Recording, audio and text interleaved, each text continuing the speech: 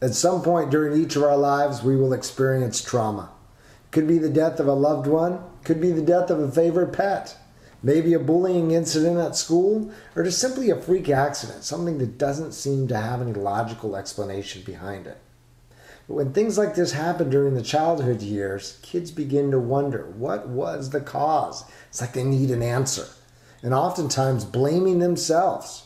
Why did that person start picking on me at school when they hadn't in the past? Maybe it was something that I did. Maybe I need to change something about what I'm doing. Or an explanation for maybe a freak accident that happened during a sporting event where both kids were left injured. Really no intention to hurt either person, but the end result, somebody walks away injured. What's the explanation? So as parents, we're thinking, oh, we need to provide an answer to this. Because our kids are coming to us, why did this happen? Why did this happen?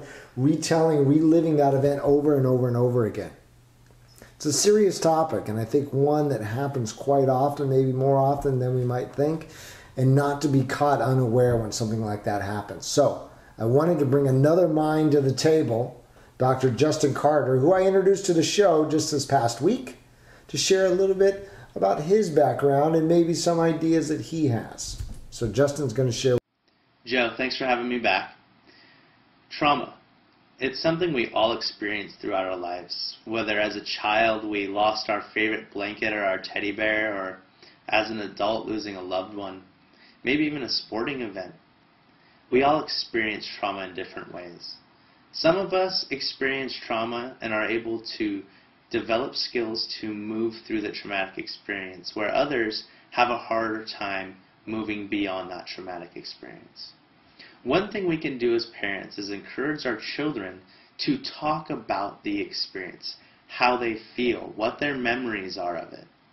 When we get our children talking, we can also give them an opportunity to, in their minds, as they talk about it, create different scenarios with better outcomes.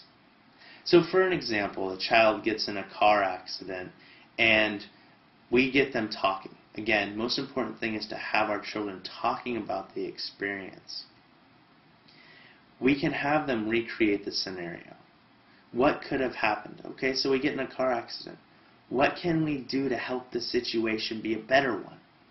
Rather than replaying over and over and over in their minds the traumatic images and memories they have. The second most important step is re-exposing the individual to the traumatic event. So let's say, for example, a traumatic event happened in a sport. Two kids get injured in an accident, and the child doesn't want to get back to their favorite pastime, be it soccer or football or baseball. One of the most important things we can do is re-expose them.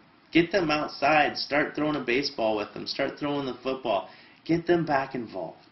The longer we wait to get them involved, the harder it's going to be to have our children be confident about coming back to that traumatic experience again.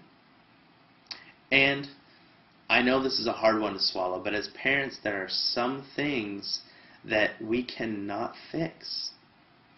As much as we want to, as much as we want to help keep our kids safe and healthy, sometimes we got to go to an outside experience. So if our child's constantly replaying the traumatic experience, either verbally, maybe they're having nightmares about it, or they're avoiding the situation, please contact your local mental health professional.